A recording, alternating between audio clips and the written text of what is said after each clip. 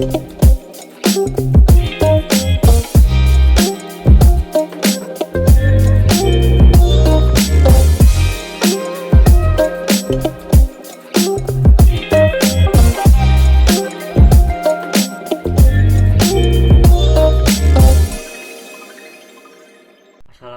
warahmatullahi wabarakatuh. Perkenalkan, nama saya Muhammad Ihsan Nur Faiji, mahasiswa Fakultas Syariah, jurusan Hukum Ekonomi Syariah, angkatan 2017.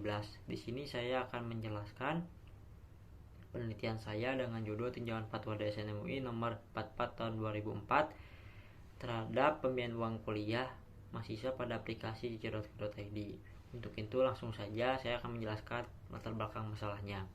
Latar belakang masalah, PT Cicil.co.id ini merupakan salah satu layanan pembiayaan digital yang memberikan fasilitas kepada mahasiswa untuk memenuhi kebutuhan perkuliahannya. Pembiayaan yang diberikan oleh perusahaan ini tidak memberikan pembiayaan berupa uang, akan tetapi barang-barang kebutuhan kuliah dan pembiayaan uang kuliah. Berdasarkan hasil wawancara yang dilakukan oleh peneliti kepada pihak perusahaan tersebut, menurut pemaparannya itu bahwa mekanisme yang digunakan dalam aplikasi ini menggunakan akan berubah, baik itu pembiayaan barang maupun pembiayaan uang kuliah. Setiap pembiayaan dikenai uang muka sebanyak 10% dari jumlah pembiayaan. Kemudian di dalam daftar perjanjian tidak dicantumkan akad yang digunakan dan hanya mencantumkan margin sebesar 1,5 sampai dengan 2,7% dari jumlah pembiayaan. Sehingga ini menimbulkan ketidakjelasan mengenai akad yang digunakan. Kemudian saya akan menjelaskan rumusan masalah dan tujuan penelitiannya. Yang pertama, bagaimana mekanisme pembiayaan uang kuliah mahasiswa pada aplikasi cicil.co.id. Kemudian tujuannya untuk mengetahui mekanisme pembiayaan uang kuliah mahasiswa pada aplikasi cicil.co.id. Yang kedua, bagaimana tinjauan fatwa DSN nomor 44 DSN MUI tahun 2004 terhadap akad pembiayaan uang kuliah mahasiswa pada aplikasi cicil.co.id. Tujuannya yaitu untuk mengetahui tinjauan fatwa DSN nomor 44 tahun 2004 terhadap akad yang digunakan pada pembiayaan uang kuliah mahasiswa pada aplikasi cicil.co.id.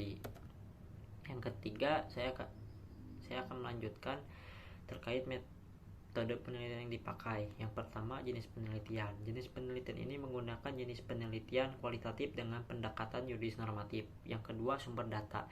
Sumber data yang digunakan yaitu data primer dan sekunder. Yang ketiga, yaitu ada teknik pengumpulan data. Teknik pengumpulan data sendiri melalui observasi, wawancara, dokumentasi, dan studi literatur. Yang terakhir ada teknis analisis data. Setelah semua data terkumpul, kemudian peneliti melakukan analisis data yang tujuannya mendapatkan simpulan dari data yang telah tersedia dengan menggunakan teknik analisis deskriptif kualitatif. Yang selanjutnya itu ada hasil dan pembahasan. Yang pertama, saya akan menjelaskan mekanisme pembiayaan uang kuliah pada aplikasi cicil.co.id.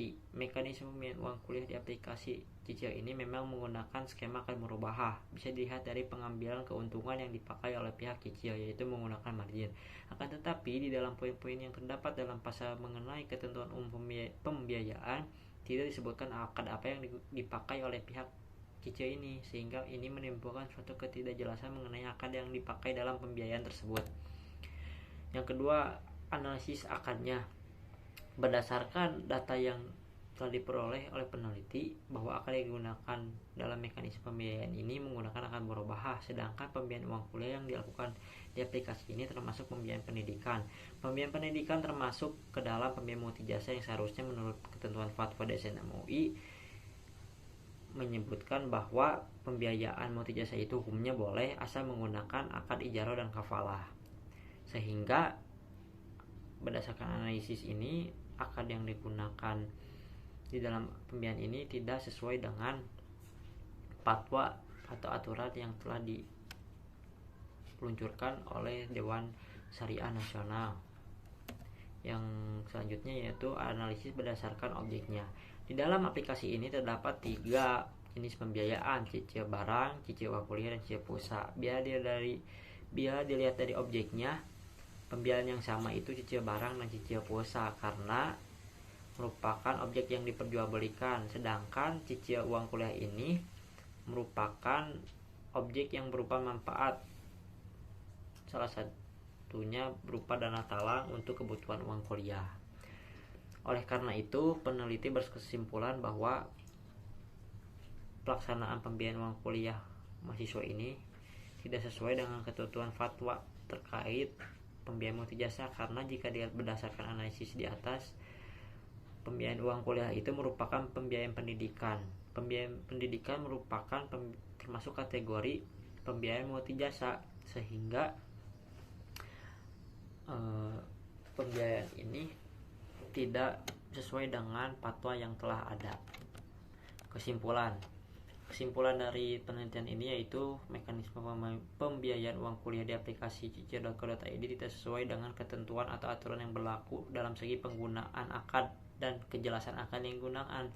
Padahal DSN MUI telah membuat aturan untuk segala jenis pembiayaan yang digunakan dalam lembaga keuangan.